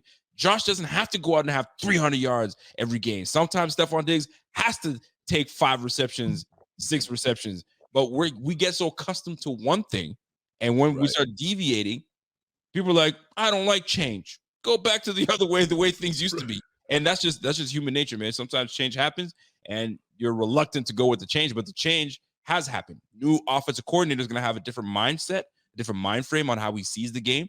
And think about it. If it was Ken Dorsey last game, Ken Dorsey would have forced. He would have forced. Am I saying that right? Feed force? Force fed. I'm like, I'm like fed force. That ain't make no damn sense. He would have had to force feed. Excuse me. He would have force fed Diggs like crazy. He would have just kept on passing the ball, and he would have abandoned the run. Brady, on the other hand, did not abandon anything. He was like, yo, you're still going to get 20 touches, and you're still going to establish it, and we're still going to try to kill the clock as much as we can, although we lost the time of possession game. However, he stuck to the game plan, and we're going to run the football. So there comes a time when we got to decide as a fan base, I mean, we want the win, don't we? So sometimes just win, baby. Just win. So sometimes Josh is not going to have 300 yards. And here I am sounding like a hypocrite because I'm like, yo, next game, if he wants that MVP, he's got to throw for 4 touchdown passes and 400 yards. That have to happen. You know what I'm saying? So it's craziness. I mean, as a fan base, you want everything. You want it all. You want the run game to be clicking. You want the pass game to be clicking. I mean, we're not going to have a perfect game like we did against the Patriots in the playoffs not too long ago, where everything was just clicking. Sometimes those things are not going to happen, but we got a new O coordinator, and things change. So it's funny you mentioned that, because that's what comes to my mind off the bat. So I love that that you went that route. So I'm gonna let you start with this one. I don't know if you do have an ugly, but yeah, definitely. I've told you before, and it's my biggest pet peeve. Actually, I got some other ones and how the game of football is going, but that's another day. Turnovers, man. I told you earlier, my little phrase I was taught: ball security is job security, yours and mine. The Bills are a perfect example of this because Ken Dorsey lost his because they couldn't control the damn ball. Yep. James Cook with his fumble, Josh with a arm arrogant throw, just not setting his feet and just letting it rip. And then obviously Deontay Hardy on the fumble. That's how you let those teams who aren't supposed to be in the game, if you hang around. That's what's ugly. There's no, like, none of those fumbles were like You be like, oh, maybe, you know, like you can say sometimes like, oh, I can see what happened there. No, like hold it high and tight, Hardy, Cook. Because I believe Cook fumbled early on in the game. They recovered it, or maybe he was down or something. It was some, yeah. So I'm not crazy. And then with the Allen throw, like, buddy, just set them feet. Exactly. Oh, come on. And you know what? He's made those throws before, but he underthrew it. He kind of like just like, dude, you would have had Diggs. You would have had him, and Diggs did his job to get that separation, right? And Diggs did his job. Josh didn't do his, right? But there's going to be moments where Josh did his job and Diggs didn't do it. So it's one of those things where these boys got to come back together. But I like your turnovers, bro. You know what? I'm gonna stick to that. I'm gonna stick on the turnovers because the turnovers are nasty. We kept that team in it. And when you make those turnovers, I mean, dude, we're not supposed to win a game when we have 3 turnovers. We're not. You give the ball up 3 times and you don't even take the ball away from them, and we're supposed to lose that game no matter how you look at it. You saw what happened last night. I mean, perfect example. Play against a good team and that happens. Turn that ball over. You're not supposed to. And luckily, we faced a team that offensively they're missing Keenan Allen. I'm saying Austin Eckler is on his last legs a little bit. That's what it seems like. And you got a guy that hasn't played in such a long time. So, like, we got lucky in that way. But those turnovers are killer because we left that team in the game. Like, that team, that should have been a blowout. I should be right now in my fantasy championship. And I'm not because we didn't handle business. I had the Bills defense. I had it set up. The Bills defense, I had Kincaid as my tight end. I was like, yo, we're going to eat tonight. And I'm now sitting here looking at my team out. And I was so close. That was a $1,400 that I would have had in my pocket. And those boys, man, I'm cheesed. I'm cheesed right now. And Jared Goff, I'm cheesed. But anyway, that's neither here nor there. He killed me. But yeah, man. So the ugly turnovers, and I'm gonna stick on ugly. I don't know if I'm overreacting. I might have to make this overreact. I'm gonna make a new segment. Overreaction Rico. I am done with Hardy. Deontay Hardy. I am done with Hardy. The way he fumbled that, you're on a punt return and you turn your back. What are you doing turning your back? What are you doing? I mean, it wasn't even like a spin move. It wasn't like he juked and spun. No, he turned his, and then you get the, man, you're done. To me, I'm absolutely looking at bringing in Andy Isabella and say, Andy, handle the punt return duties, and we'll go from there. Because Deontay Hardy, you're not even part of the game plan offensively. Yeah, but you're not even Josh. Josh don't even look at you, bro. He don't even look at you. You're not even the guy that he goes to. Andy Isabella, he might use Andy Isabella because he reminds him of old Cole Beasley. So, like, maybe that connection could work. But me, Deontay Hardy and I, finito. I mean, I've seen everything I need to see. I mean, I might be overreacting now. That's why I said I got to make a new segment. No, I don't think you are. I think that being also putting out in that contract where it is a 2-year deal, but on paper you can really get out of it this offseason. So I think it's safe to say the Bills will be getting out of that contract. Look, I think that they assumed that he was much more explosive than what they got. Like I think they thought like they were getting a guy who can take the top off of a defense, who can get in and out of cuts and be explosive. But he, quite frankly, just hasn't been that guy. I know there was a rep early on in the year where Josh tried him deep, but he he couldn't unhitch the trailer. Like, he just couldn't slide. So, I think that for all the good that Bean has done, I think that one is definitely a bust. Listen, Bean has had some busts in his day now. He's had some busts in his day. This one is definitely one of them. And you paid him that much money, and you got him pretty early in free agency for what? You know what I mean? Like, were you just doing it just to get a splash? I don't get it. I don't get that one bit. But yeah, me and Deontay Hardy, I've been trying to say, yo, give him the ball in space. He's like that. No, he ain't, man. He ain't like that, because I've seen it in space, and he's just whatever. You know what I mean? Yeah, exactly. He's what do you call it? A jag? Yeah, just a guy. Hey, yeah, you used to love that when you get the film the next day. JAG, just put him on the whiteboard. I'm like, damn, is that what they be saying about me? I'm like, damn, just the guy, man. That was just a guy. I mean, he's just a guy on the squad. And you know what? On top of that, he's a silent guy. Nothing wrong with that. He's not a very big rah-rah guy on the squad. He's not like McKenzie. I mean, McKenzie's joking around and all that. He's quiet as can be. He don't talk. He don't say nothing. And on top of it, you can be quiet on the field as well. No, sir. You got to go. You got to go. That's my thing, man. I think I'm going to make a new overreaction, Rico. That's what I'm going to do, because there's going to be a lot of overreactions for me. But I may not be. But you know what? I'm not overreacting. Let me get you slide on over, brother. You know what I'm not overreacting on? What you not? What's going on? Who deserves to be on this freaking milk carton? Who's missing in action? Hey, listen, I've been giving him the benefit of the doubt. Say it. But I think Von Miller, is the milk carton. And look, I want to preface this by saying I am a little bit more. I want to preface it by I want to give people context as to why I was a little bit slow to the party. Because I am a former athlete, and I've seen my fair share of rehabs and recoveries, so I am really sensitive because I know how hard the guys work, really bad days, depressing days, and all that good type of stuff. So I really am sensitive to a certain extent on how hard these dudes work to even get back on the physical side, let alone what be going on upstairs. Having said that, though, Von Miller's case is a little bit more unique because of the fact that he is 34 or 35, on top of the fact that he's not producing, on top of the fact that he is just not doing anything out there, quite frankly, off of an ACL. So I think that's it's tough, and it hurts to see. Like, once again, he could still really be struggling with the knee, and I get it. But unfortunately, and I hate saying this because I don't want to be hypocritical, but this is a performance-based league. You've been out there for multiple months now, and if you aren't going to be the guy who can even record a stat, because I know he doesn't have more than 5 tackles on the year, if I'm not mistaken. I don't think he has a tackle for loss. Don't think he has a sack. Definitely not a tackle for loss. So, like, he does move a little bit better than what he did in London, but it's not much. It's incremental at best. So it's tough, and I know it kind of gets overlooked a little bit because Leonard Floyd has been such a good signing for Brandon Beane. Gregory Rousseau has been solid. AJ Epinesa was doing his thing as well when he was healthy. Danette Oliver is explosive. So I get it. But hey, man, it's getting to that time, and it's about a year removed now. I get it. He could still be really, really struggling through his rehab, but it's a performance-based league, and he's just not producing. I'd rather you not preface anything next time.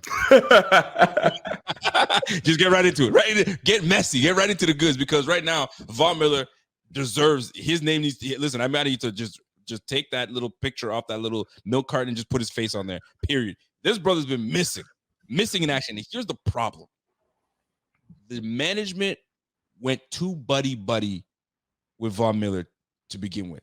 You coming on, you hanging out with the GM. Apparently you want to be a GM now. So you hanging out with Brandon Beane. And now that you've gone from pretender GM, or, you know what I mean, potentially wanted to be GM and doing all that stuff, and now you're back to being a player.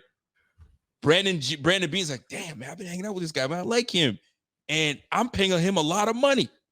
I need to get my investment back. I need my return on my investment. Fam, you lost your money. And when you lose your money, sometimes you got to cut ties with your money. I'm not saying cut the brother.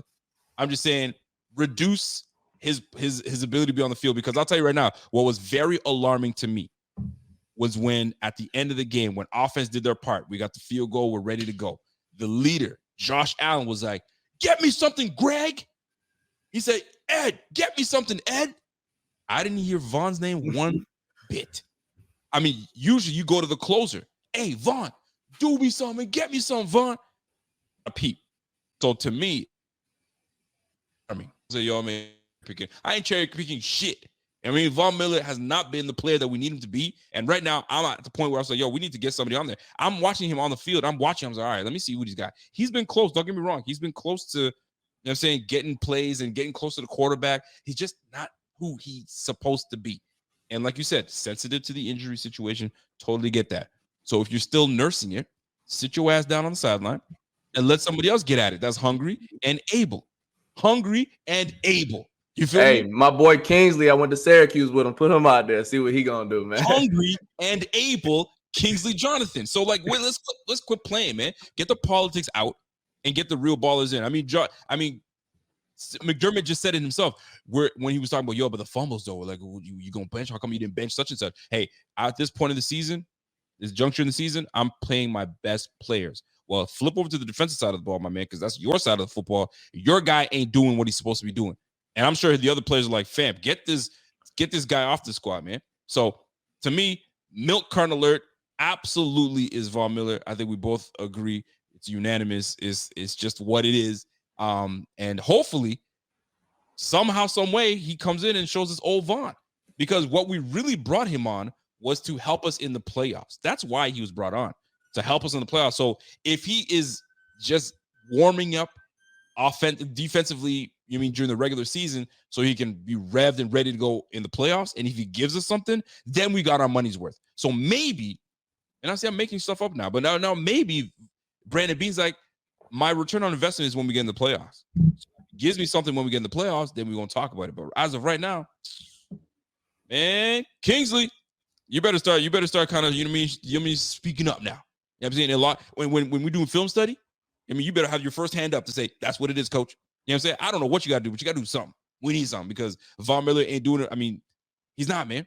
He's not. And when Josh Allen was like, Vaughn, I mean, he's Greg. I was like, oh shit, he's calling guys out to get the plays done. You didn't call Vaughn's name? I don't even know if Vaughn was on the last. Was he on the field the last play of the game? I wasn't sure. I got to go back and take a look. I don't remember off the top of my head. We shall see. We shall see. But anyway, that's neither here nor there. But I had to bring out the because that's a segment that most people like, Milk Carton, and he deserves wholeheartedly to be on there. And that's not even whole milk. I'm not even gonna give him whole milk. That's skim milk right there. Oh hell. Nah, man, ain't nobody drinking skim milk. I don't know who drinks skim milk in this bitch. Nasty. And right now, that's skim milk. I mean, Von Miller. We need whole milk. We don't have whole milk for that guy. And you know, whole milk is too much right now. He's on skim milk. We need to ante up. I'm just saying. I'm just keeping it a buck here. So that being said, I know that you're at home, so you don't have to be anywhere, but I still want to respect your time at the same time. So there's a few things that we do want to touch on. Playoff chatter. Right? I need your thoughts on playoff chatter. And folks in the chat, smash that like while you guys are in here. I got my man Carl Jones in the building from News 8. It's been a minute since I've shot at, you know what I mean, where you're at, because people need to know where you're at. If you guys are not following my guy Carl Jones, shame on you. You guys should be. He's out there putting film study together for us. He's out there doing stuff, and we need that. And in order for you to follow him, you need to follow him at Carl Jones, at Jones11_. Please do follow that brother, because he's doing work right now, and I have a feeling that his offseason is going to be pretty crazy and busy once things get cracking. So I'm looking forward to it. So playoff chances, playoff opportunity. I don't know if you've been paying attention to see where we're at. So based on this week that was right this second here, let me give you a little something here. This is what it's looking like right now, folks. If you guys can see that, the way Buffalo clinches a playoff berth, it's quite simple. Bills got to win. Beat the Patriots. You've done 80% of the job right then and there. And Pittsburgh, I mean, I'm going to look at the schedule for who plays who next weekend, and we can kind of determine how quickly we're going to get that. But here's how it looks. Bills clinch the playoff berth with a Buffalo win, with Pittsburgh loss, or a Cincinnati loss. All right. And I think we're definitely going to see one of those boys lose next week for sure. Buffalo win with a Pittsburgh loss and a Jacksonville loss. And when I'm hearing that Trevor Lawrence might not be playing, and that boy got, I don't know if you saw the picture of that brother getting hit. His face was it's like, I don't know what you call when you G-force, when you spun around a lot and your face is all mangled up. That brother got hit so hard, his face was like this, his eye was like that. He was all over the place. He was looking like a Professor Clump when his face was all jacked up. So it wasn't a good scene. So Trevor Lawrence, who knows what's going to happen with that? So we might get that right there. We need a Buffalo win with a Pittsburgh loss or a Houston loss. So that would be interesting. So let's go right into it right now, because next week we've got the Titans and Texans. So, I mean, the Texans should get CJ Stroud back, so they should be able to beat the Tennessee Titans. Then you've got the Jaguars and Panthers. The Jags should be able to beat the Panthers, although Bryce Young was looking pretty damn decent just this past game. Then you've got what I'm looking at, who's Cincy playing? Steelers and Seahawks. This is where the Seahawks could take down the Steelers. This could be one of them that could get us into quickly. And then you got the Cincinnati Bengals and Chiefs. Now, there is where we probably get in, because the Chiefs are pissed off right now. The Chiefs are absolutely pissed off. Pat Mahomes is had enough. He's melting down. He's cussing brothers out. He is just not having a good time this year. And the fact that they can no longer clinch the number 1 seed and get that cushy little bye, now they got to earn it like the rest of us on the road, potentially. Who knows how it's got to be. But it's nice to see, you know what I'm saying, him go through something like that, because it's just what it is. But for playoff conversation and implications, the Bills have to win against the Patriots, which should clinch us a berth. And now we're in, because just a few weeks ago, Carl, you know where we were. We were 6-6. We were 11th place, 11th.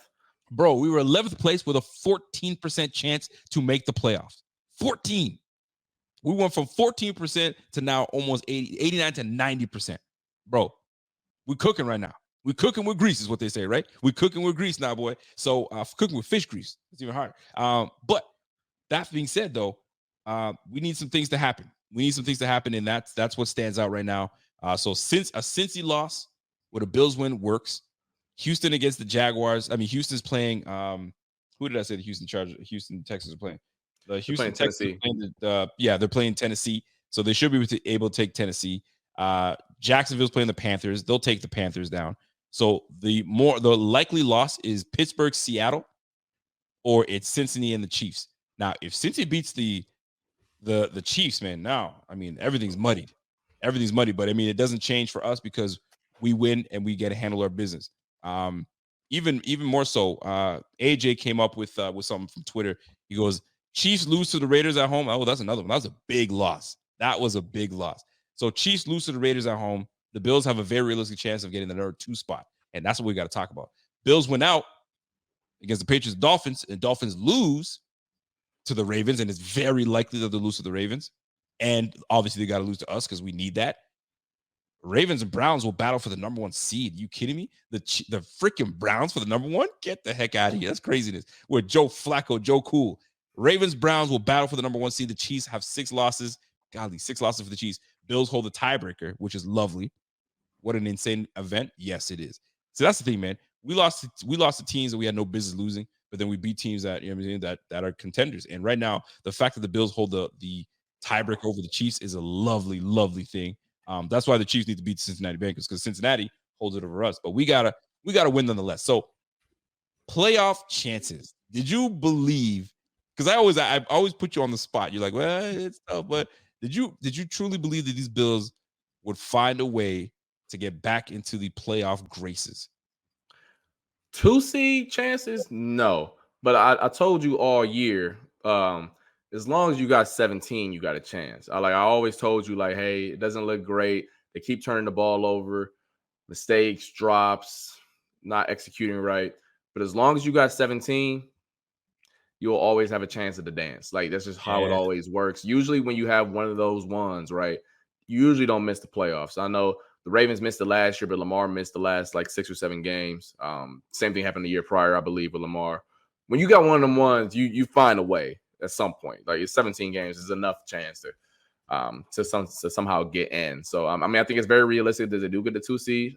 That Ravens team plays a very, very violent style of ball that I just love watching. Like, I'm a fan of the game first and foremost, above any affiliation of any team. I just love how certain teams play, and the violence that the Ravens play with is just something that I just like. I don't know, you don't really see that too often around the league, and the fact that they play like that in 2023 is just music to my ears. So yeah, exactly. 7, as long as you got 17. And look, I think the Chiefs are the greatest example of this. The Chiefs are the most dysfunctional offense I've ever seen. They can't line up right. They can't run a route right. Like, for example, if this doesn't encompass how bad they are offensively, the Patrick Mahomes interception that they threw, I have never seen a receiver run a 10-yard hitch route on that smash concept in my life.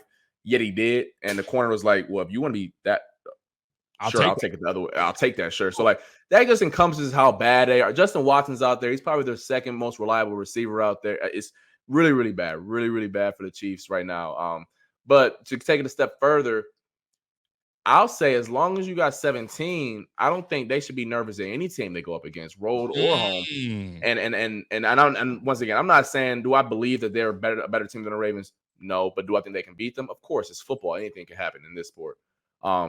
I would say the only team that I wouldn't like the only team they honestly don't think they'd be favored against in the AFC right now is Baltimore. That is the only team. Like, every other team I think that they would be favored at. The Browns have more injuries than anyone else, so I think at some point it'll equal out in terms of how well they're playing. The Chiefs are going the wrong way. The Jags are even going the wrong way even faster. I mean, the Texans are the Texans. They're banged up too. I know Stroud's out, but they're also missing Tank Dell. Nico Collins is nursing a calf as well. Outside of Baltimore, who I think the Bills can get, they've shown in the past that they can neutralize Lamar a little bit more. This is a team. I've always said as long as 17, you got a chance. But defensively, over the past 4 or 5 games, they've played better. They've actually taken the ball away, which has been my biggest gripe. I know they didn't do it Saturday, but for the most part, they have. So I think that's the thing that's encouraging to see this last month of the year. Defense taking the ball away, getting stops, getting 3 and outs. 17 doing his thing. I know Cowboys game. All he did was be the what do you say, the kid in the group project who just get the A and don't do nothing. But at the end of the day, we all know playoff time. You got 17. Let's go to work, and the Bills got that. It's playoff time. Let's go to work. That's really what it comes down to. So that 2 seed is definitely in play. We definitely have an opportunity. And right now, this is where you want to strike out. My man Bobby always said, listen, man, you can start the season off real hot. It's great. And then you can tail off. I mean, if you're going to get hot anywhere in the season, at the end of the season is when you want to get hot, because that's exactly what happened to the 07 Giants. The 07 Giants came in and we're like, yo, damn all that Patriots talk. Patriots, you know what I mean, having Randy Moss and this, that, and the third. No, we're going to get in there and we're going back into the playoffs and we're going to get that dub. And that they did. So really interesting to say the least. But here's where we are at this point, man. The Patriots are up next for the Bills, and we have an opportunity to take care of business. And we should be able to get that dub. And it actually makes life easier for all of us, because I ain't trying to have a conversation about losing the Patriots and getting swept by the Patriots again. I ain't trying to do that. We've had years of being swept by the Patriots. We are done.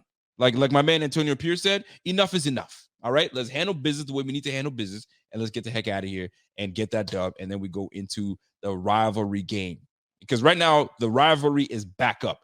You know what I mean? Bills Dolphins is back up. It's back up and running, and week 18 can't come sooner. And you know it's going to be flexed.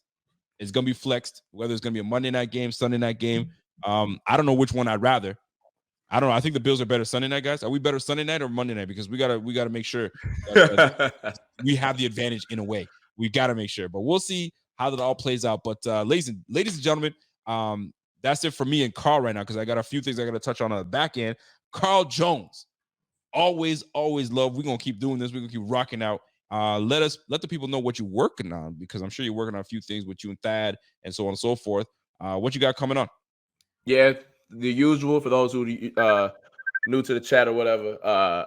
Play defensive back at Q, so I'm always looking at things from a defensive back standpoint. So wasn't a lot, obviously, because Easton Stick really didn't push the ball downfield a shit ton, but just looking at stuff from the defensive side of the ball, what they did, and see how the Bills could have been better, what they did really well.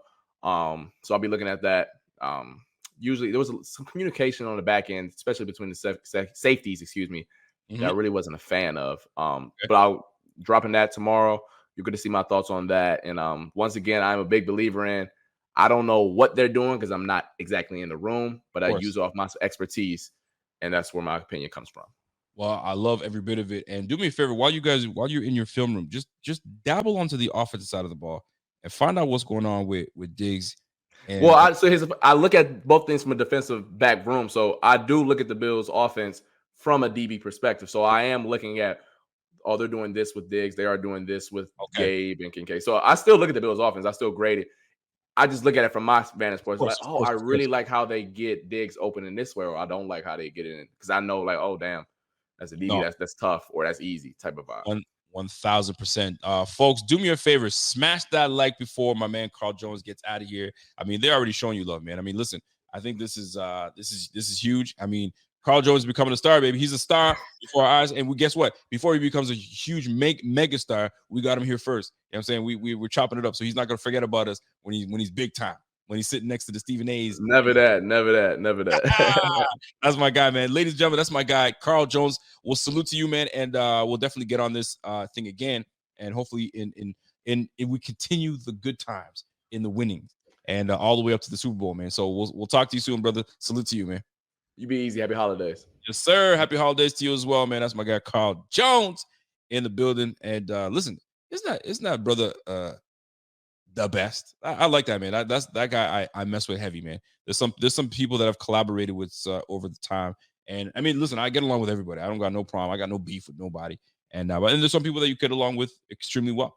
I mean, and I've made connections, funny enough, just by this thing that I do here. And then when you meet them in person, it's like, yo, connection is like nothing, right? But yeah, man, that's like how me and Pierre, when we didn't know each other one bit, I mean, we chatted up all over the place. We get together, yo, it's like that's my bro right there, man. We got along, just no problem. We keep it rolling. Now, before I get out of here, I do want to touch on our path into the playoffs. And you already know what time it is, man. We got to get to it. Let me share my screen real quick. And we're going to go to the NY Times app or website, whatever you want to call it. And we're going to get right into that. Let me just share my screen. And by the way, if you guys are here for the very first time and you guys are just wondering, hey, man, like, how do I want to support the channel and so on and so forth? Everything that you need to know is at supportbf.com. Everything is there. Our website's there. If you want to become a Bing Squad member, if you want to be a subscriber to the channel, and you want to be more of someone that donates every month and does whatever, everything is there on supportbf.com. Listen, man, we ain't rich on this thing. I'll tell you that right now. So any support always helps. That being said, I got to play a clip for y'all before we get into the playoff simulator, because Mr. FS1's only, let me get my clip here. Let me figure it out first. Let me get there for you.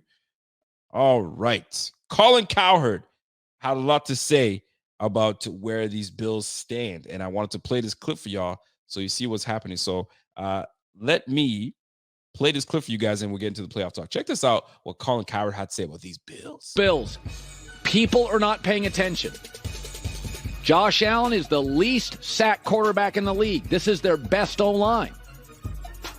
James Cook, first Bills player with 1,000 rushing yards in 5 years. For years, I've been saying they're too Josh Allen reliant. Finally, they're not, so I have to be true with them. Their O-line's playing well. Their run game's legitimate. This is the Bills team that is not completely beholden to Superman making 9 plays a game. He needs to make about 2. I like this version of Buffalo a lot. We've seen in recent years, teams catch fire. The Tampa Bay team did. The Rams team did. Teams catch fire. Week 12, 13, 14, they get the O-line right. They finally get the run game right. I think the Bills are the team this year. Number 2. Let me tell you something, man. This is when the Bills are catching fire right now. You know what I mean? This is when the Bills are catching fire, because now you got Colin Cowherd saying, hey, they're not so Josh Allen reliant and this and that and third. And I get it. This is media. Media is tough. It's tough to do on a daily basis. I mean, opinions change all the time. And I hate when people say, well, aren't you the same guy that said this year and then that? Listen, man, opinions change all the time. Things change, right? So you got to give these guys at least a little bit of credit on knowing that. But I do want to share something with you guys before we talk playoff talk and all that good stuff. And let me just share my screen first and foremost. So first and foremost, if you guys have been listening to the Buffalo Fanatics for some time now, you guys would already know that my guy Pierre is doing a thing. Again, we have Josh Allen. Anytime is good time.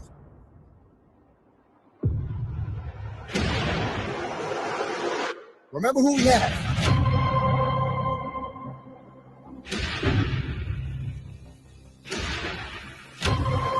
What I say, big fella? Remember who we have. Golly!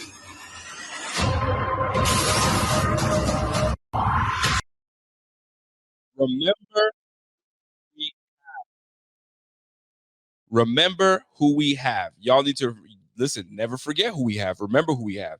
And what you guys need to understand is, y'all, what was I just doing? I was just sharing you guys our website, right? If you guys go to our website, it's on and popping now. I want to show you guys something real quick because y'all need to notice. Let Let me close this real quick so you guys can see it. It's on. We got the merch. The merch is present and is popping. Here it is. Remember who we have. We have that. Get your hoodies, get your tees, get your all that stuff. I already ordered mine. I got mine. I think I got mine in the red. But yeah, go ahead and order yours right now. You know what I'm saying? The thing is going to be popping because we do need to remember who we have. I mean, I've been clowning and joking on my man Pierre for a long time, but fam, he on to something now. Remember who the F we have because it's important. Because with 17, like Carl Jones said, with 17, a lot of things get popping. So that is great. So now let's go into the simulator. All right, and I'm gonna close this up here. I want to show y'all something because we're gonna get into the playoff simulator and see where we're at. This is the fun part. And I'm not gonna stay too long because I gotta get going because I gotta get back to work. I gotta get to work tonight because I work the night shift. You guys know you already know that. So here we are, folks. We're sitting here at a wonderful 89% chance to make the playoffs. Fam, we didn't have this opportunity last time. We were sitting at a 14% chance to make the playoffs, and we were wondering and finding all the places to find ways to make it work. Right? If we win this game and lose that game and do this, now win out. And that's how we do it. By the way, smash that like for my man Pierre and go ahead and support us. And if you want to, obviously, because you guys don't have to do a damn thing. But if you show love and you appreciate it, that's what we do. We do love and appreciate that. So let's look at this the simulator here, folks, before we get out of here. All right. So here's where we stand. At 89%, this is how we make the playoffs. Making the playoffs, this is how we do it. Now, we already know what needs to happen. We got to win out next week with a Cincy loss, a Texans loss, a Steelers loss. We're in.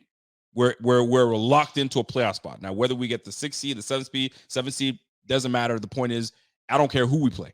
It don't matter who we play because we played the Chiefs before. We've beaten them. It's not like we've never taken on the Browns before. We've taken the Browns before. We've taken all these teams before, right? And we've done work with them. Ravens, same thing, right? Defensively, it's a matchup-based league. And we match up well. Now, there's still an 11% chance that we miss the playoffs, but that's not going to happen because we're winning. We're winning against the Patriots, which brings us up to a 98% chance. Like I said, and it comes down to wifey keeps calling me, and she should know damn well that I am actually on live. And I got to text her to tell her, girl, what you doing? I got to text her. She's like, I'm live, girl. She's like, she's at her parents' place right now.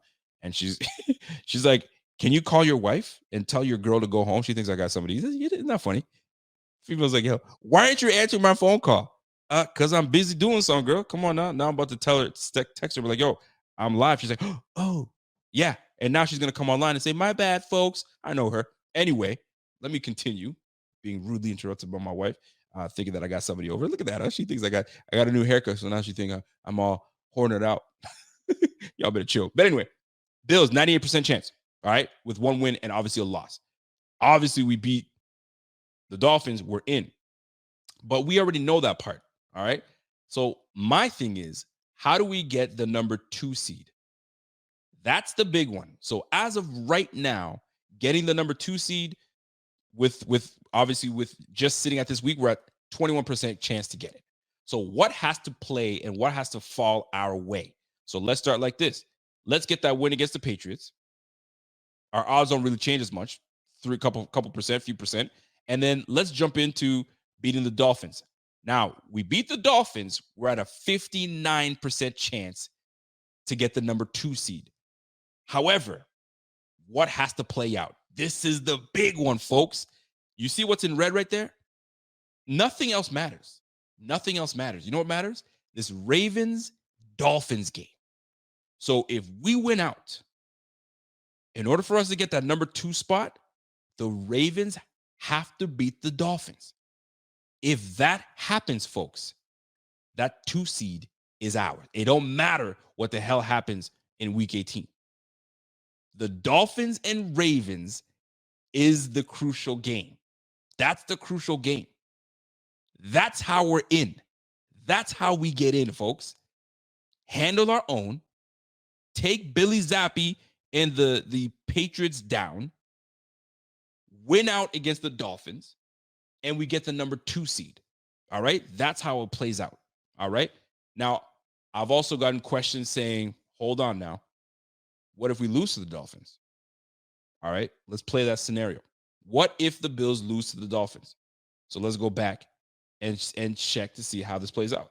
So we're sitting here. I got to watch my time here. So we're sitting here wondering, how do we get into the playoffs and get the number 2 spot? So let's just say I don't want the number 2 seed. I just want to get a wild card spot. All right.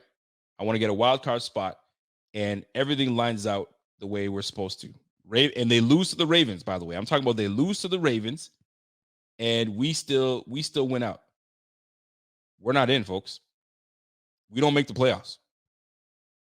We don't make the playoffs. So there's absolutely no way about it.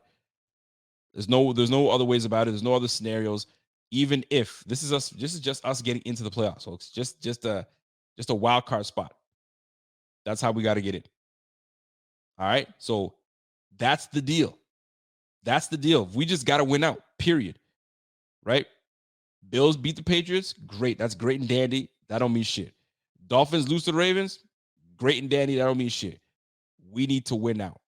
We need to win that thing and go from there. Hold on. I don't know why this is all screwed up now. Let me see. Make sure it makes sense here. So we lose to the Dolphins. Let me just put it that way. Hold on. It's like, hold on. What the hell just changed here? Hold on now. Did I screw something? Okay, get the wild card spot. Okay, it didn't refresh. That's why. Okay, so obviously Bills got to beat that. Then we got things that need to happen. So now that makes more sense now. Now we're cooking now. So what's crucial is this game right here, Bengals and Chiefs, right? If Bengals, we're still in no matter what. I don't care what. And we done.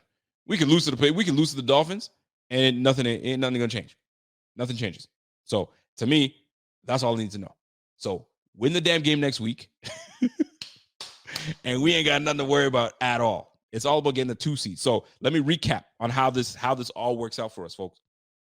Win next week, and Steelers, Texans, Cincy. Either one of those teams got to lose. We're in. Even if we lose to the Dolphins, we're still in. Now it's about seeding and where we sit. Now, Kenny boy, I'm not gonna forget your super chat, brother. I got you. And last but not least, how to get a 2 seed? Very simple. Bills win out. Ravens beat the Dolphins. So that tells me 2 things. We're double dipping here. So not only do we win the division, then we get the 2 seed. And if we get the 2 seed, it's that trifecta. Then we get the home playoff game. And now you got to come to Buffalo to play us. And we got to defend the dirt. Now, most folks might say, do we want to play at home, though? I mean, the crowd is electric. The crowd gets behind, your squad. But you know how the elements are. It's snow, it's grimy, it's whatever. And you saw what the Bengals did to us with the snow and all that crap. They came in and spanked us. But the circumstances then were different because we were dealing with, I don't like these excuses. I've said this many times. We were dealing with the snowstorm, and we had to play on the road, and we had the DeMar Hamlin thing, and we had a whole bunch of we had, right? Excuses. You got your ass beat and got sent packing in your own house. So some things happen for a reason. Some things lay out the way they're supposed to lay out for a reason. So maybe this is the way it's supposed to be, right? Before this new stadium gets built, we got to start now playoff and get crowd Super Bowl. That's what needs to happen. Man, I'm excited for the squad, and we have an opportunity. One game at a time. We cannot let the Bill Belichick-led team squander this shit for us. We need this win. Point blank, period. We need that shit. That's it. Now, before I get out of here, by the way, smash that like. If you guys are new to the channel, you guys already know what to do. If you guys haven't, do me a favor, by the way. Download the Bleacher Report app. Download the Bleacher Report app for your boy. When you download it, I want you to look up my name. Go to the Bills tab. Do whatever you need to do. Look up my name, Rico_BF, all that good stuff. And what you want to do is you want to follow me on there. I'm trying to get my followers up on there, and I'm starting to do a little more stuff with the Bleacher Report. I had a set today. Go ahead and check that set out and show some love, and go from there, folks. But I got a super chat that I got to get to from my man Kenny. What's Kenny saying, man? Let me see what Kenny's got to say. What's up, Kenny? Every time I think of Kenny, I think of the Cosby Show. Kenny. Kenny boy, what's up, Kenny? Says, yo, my brother Rico, what's happening, man? He goes, I have a quick question, man. I'm starting my Bills podcast as we speak, and I wanted to know which software you use for your videos. I don't want to waste my money on a bad software. Listen, man, keep things simple. Go to StreamYard, and you can go on StreamYard. StreamYard is where I do all my stuff here. Go on StreamYard, and that StreamYard allows you to now go live from multiple places, from your Facebook, from now Twitter. You can use it on Twitter. You can get it on Instagram now, and you can go. What's the other one I'm missing? I'm missing one more. Twitter, Facebook, Instagram, and Twitch. So you can go from all platforms from one spot. So this software is what you want to use. It's user friendly because in my ass, I am not tech savvy. I don't have the patience. I'm smart enough to get everything, but I just don't have the patience. I lose patience. One mistake happens, I'm done. I'm not. I need simple. Get going. Let's get this cracking, right? But yeah, I have my own things I got to work on. But yeah, that's the software you want to use. And once you do that, you're straight. The one piece of advice I want to give to everybody: if you're gonna start your podcast, 2 things you got to get down right: microphone and your camera. Those 2 things have to be, because ain't nobody trying to watch you if you sound like shit. Ain't anybody trying to watch you if your camera is grainy and they're like, yo, I'm not interested. You gotta have those 2 things correct. And then you work on your craft and do all those things afterwards. But I mean, step by step. You don't want to go and pay all that money and you rough at the craft. You know what I'm saying? So then you would be wasting your money. Straight up and down. By the way, big shout out to my man, Robert Aldrich. Salute to you. Just became a Bing Squad member. Support. Love every bit of it. And if you guys want to follow what my man Robert just did, he just went to supportbf.com. He saw everything that needs to be seen right there and handled business. So that being said, Jerry Bennett's like, yo, ring that bell, man. Yo, my bell's in the other room. But you know what I will do? It ain't the same, but you guys already get it. Bing Squad, bing, biggity, bing. Haven't said that in a long time. So let's go. Let's get out of here. So, folks, that's my time. Appreciate you always. And you guys don't ever have to be here. You know what I'm saying? Rocking with BF, because there's all these other places that you can be and listening to, but you guys are here and I appreciate it. Never goes unnoticed and never goes unappreciated. It really is appreciated. And salute to my wife that thought that I had somebody over hanging out with me while I'm here on a live stream. The only people I'm hanging out with, my folks, you mean the BF squad. That's what it is with your jealous ass. Jealous Jenna's back at it again. If you guys know, you already know. So that being said, folks, I'm out of here. You guys have yourself a great one. And we'll catch you guys again Friday show. And we got a big one, a 1 p.m. game. So that'll be nice. It'll be a change up and handle business against the Patriots. And then we'll have some good news to even clinch the playoffs with a loss from the Texans, the Steelers, or Cincy. So next week is a big week. Next week is a massive week, but we just have to handle our business on our own. So if you guys have not smashed that like and subscribe to the channel, go ahead and do that. And that's my time. You guys enjoy yourself. Have yourself a great week. Have yourself a great night. Happy holidays. And I hope Santa was good to you. And we'll crack it up and go from there, man. So until next time, it's your boy Rico. It's the Buffalo Fanatics. And we will catch you guys on the flip side. You guys have yourself a fantastic evening. And it's your boy. I'm gone. Let's go.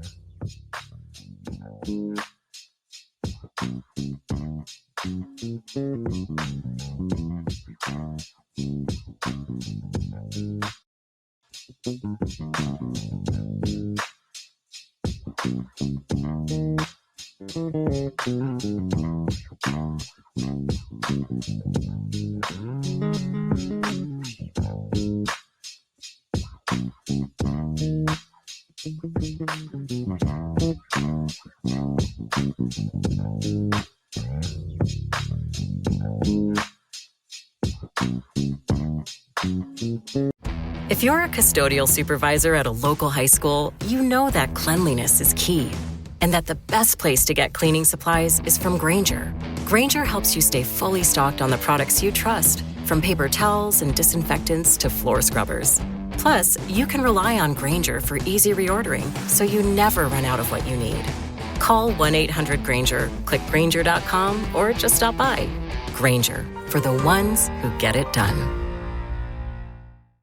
If you're a podcast host, listen up, this one's for you. My name is Allie Jackson. I'm the host of Finding Mr. Height, a dating and relationship podcast that I've been doing for 4 years now, sharing my positive and practical approach to dating that's built on my own life experience. And I wanted to share another experience that I've had, my secret behind monetizing my show. It's called Red Circle, and I was just telling my colleague about how much I love their platform. With Red Circle, not only am I getting a seamless hosting experience, but I also love the support I receive in ad sales. It's not just typical ad sales either. It's targeted opportunities based on my show and my life. And the platform is super simple. You just set your preferences and Red Circle matches you with sponsors that align with your show. You can vet every opportunity and their platform gives you great analytics. More recently too, my Red Circle team has brought me opportunities outside of my podcast on social media to really augment the podcast partnerships, bring them full circle. I just can't recommend them enough. If you want to give it a try, go to redcircle.com to get your free trial. That's redcircle.com for a free trial.